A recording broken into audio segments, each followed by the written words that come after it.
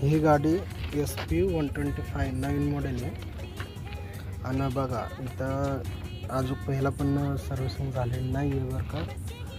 पण पहिलाच प्रॉब्लेम मला यायला लागला गाडीला हा इंडिकेटरचा.